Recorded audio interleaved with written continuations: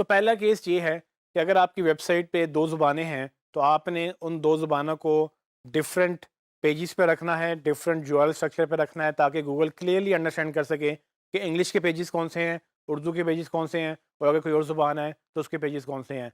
तो for example मैं example लूँ तो ये एक रैंडम चार्ट है जिसमें आप देख सकते हैं कि अगर जर्मन यूज़र आ रहा है तो जर्मन पेज पे लैंड करे, अगर स्विस यूज़र आ रहा है तो स्विस पेज पे लैंड करे। इसी तरह से अगर कोई और ज़ुबान का यूज़र आ रहा है तो उस पेज पे लैंड करे, यहाँ तक कि अगर कोई अमेरिकन आ रहा है तो उसको आप इंग्लिश लैंग्वेज पे वो लैंड करवाना चाहेंगे। तो ये सब कैसे पॉसिबल होगा?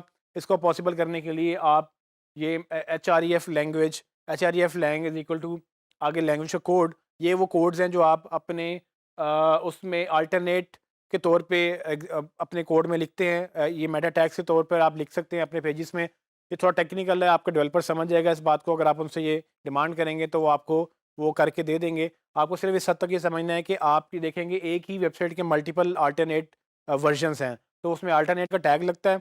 उस टैग के साथ वो आप उसके आगे लैंग्वेज या रीजन का आप कोड लगा देते हैं कि ये एक डिफरेंट रीजन है या डिफरेंट लैंग्वेज है, वो दूसरी पेज डिफरेंट रीजन या लैंग्वेज का है। इससे फ़ायदा क्या होता है? इससे फ़ायदा ये होता है कि गूगल इन सबको डिफरेंट रीजन्स काउंट करता है। वो एक पेज का कंटेंट को दूसरे पेज के कंटेंट पे उसको आपको ये नहीं कहेगा कि आपने प्लेजरिज्म किया है, यानी कि आपने कॉपी की है। वो कहेगा ठीक है, ये कंटेंट उस पेज का है, ये कंटेंट उस पेज का है। अगर लैंग्वेज डिफरेंट है तो वो बिल्कुल ही डिफरेंट बात होगी कि एक बात आपने इंग्लिश में लिखी है, एक बात आपने फ्रेंच में लिखी है या जर्मन में लिखी है। तो इट्स अप टू यू कि आपने मल्टीलिंगुअल को कैसे डिफरेंशिएट करना है। मेक श्योर सिर्फ ये करना है कि जो आप जब उसको यूआरएल बनाएँगे तो उसमें यूआरएल में आप कहीं न कहीं उसको स्लैश डाल के उस रीजन का या उस लैंग्वेज का कोड डालेंगे ताकि गूगल क्लियरली अंडरस्टैंड कर सके कि ये डिफरेंट लैंग्वेज के कोड्स हैं और हर पेज के ऊपर जहाँ पर आपकी जो ज़ुबान यूज़ हुई है, वो आप उसका एचआरईएफ टैग लगाएँगे। क्योंकि अगर आप ये नहीं लगाएँगे, by default Google English consider करता है, वो बाय डिफ़ॉल्ट सबको इंग्लिश कंसीडर करेगा और अगर आपकी वेबसाइट इंग्लिश में नहीं है और गूगल उसको इंग्लिश कंसीडर कर रहा है, तो वो कहेगा कि आप उसको चीट करने की कोशिश कर रहे हैं। वो आपको बजाय इसके कि ऊपर लेके जाए, वो आपको पेनल्टी डालने की कोशिश करेगा। सो आपने अपने आप को बचाना है इस तरह से कि आप एचआरईएफ लैंग्वेज के टैग यूज़ करेंगे ताकि आप हर लैंग्वेज का डिफरेंट वर्जन बनाएँ।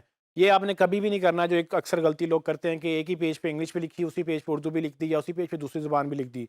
ऐसा नहीं होना चाहिए। आपका यूआरएल डिफरेंट होना चाहिए, जिस पेज पे इंग्लिश में बात की है सब इंग्लिश में हो, जिसमें जर्मन में बात की है सब जर्मन में हो, जिसमें उर्दू में बात की है सब उर्दू में हो। सो उसमें कोई वर्ड इंग्लिश का नहीं होना चाहिए अनलेस कि आप इंग्लिश लैंग्वेज को ट्रांसलेट कर रहे हैं। तो मेक श्योर करें कि ऐसा डुप्लिकेट ना हो, एक ही पेज पे 2 ज़ुबानें ना हो क्योंकि गूगल फिर उसको डिफरेंशिएट नहीं कर सकेगा। गूगल फिर आपको इस बात पे पेनल्टी डालेगा कि कंटेंट आप इंग्लिश दिखा रहे हैं लेकिन आप साथ बीच में दूसरा कंटेंट डाल रहे हैं, जो कि चीटिंग के ज़मरे में आता है। गूगल समझेगा कि आप उसको चीट करने की कोशिश कर रहे हैं, जबकि ऐसा नहीं है। तो कोशिश ये करें कि अगर आपका होम एग्जाम्पल.com आपकी वेबसाइट है, तो example.com/ur यानी कि उर्दू जो कि आपका उर्दू का कोड है, यूआर स्लैश के बाद आप जितने भी पेजेस बनाएँ वो सारे उर्दू वाले बनाएँ, ताकि गूगल को पता हो कि यूआर वाले सारे यूआरएल जो वो उर्दू के हैं और रेगुलर यूआरएल सारे इंग्लिश के हैं।